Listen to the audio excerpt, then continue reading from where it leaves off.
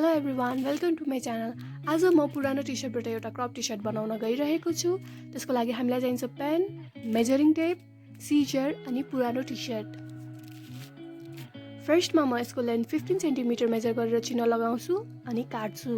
तपाईहरुलाई जति लेन्थ राख्न मन लाग्छ त्यति राख्न सक्नुहुन्छ।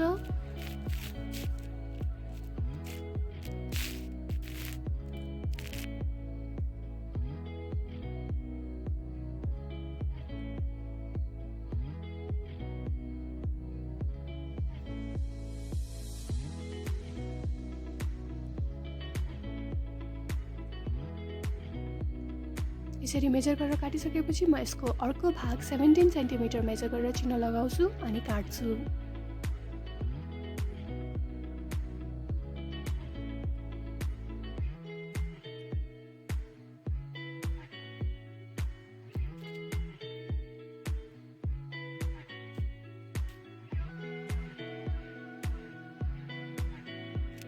यसरी काटिसकेपछि म कपडा उल्टो फर्काउँछु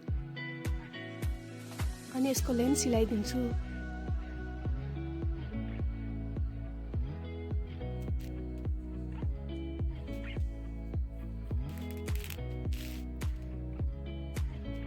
लेन्थ सिलाइसकेपछि म यसको माथिको पार्ट यसरी फोल्ड गर्छु अनि सिलाउँछु।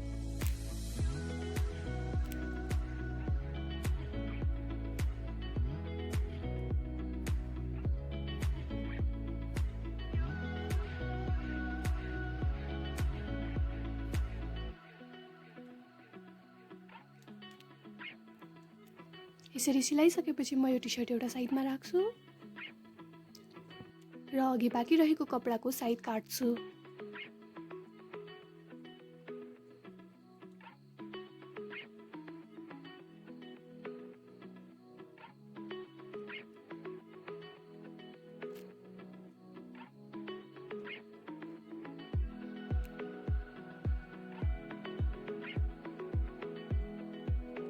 यसरी दुईटै साइड काटिसकेपछि म यो कपडाको 6.5 सेन्टिमिटर मेजर गरेर चिन्ह लगाउँछु अनि काट्छु।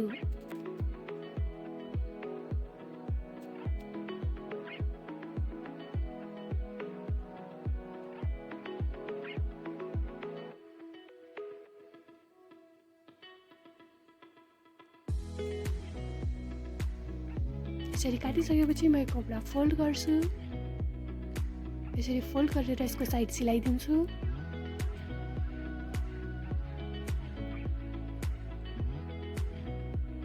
यसरी सिलाइसकेपछि म यो कपडा फर्काउँछु।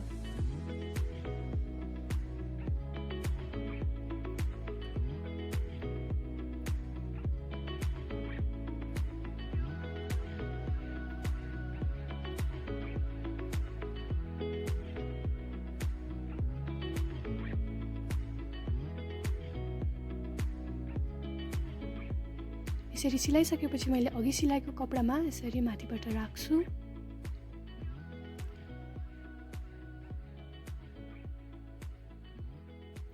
यसरी माथिबाट राखिसकेपछि म यसको चारवटै साइड नै सिलाइदिन्छु।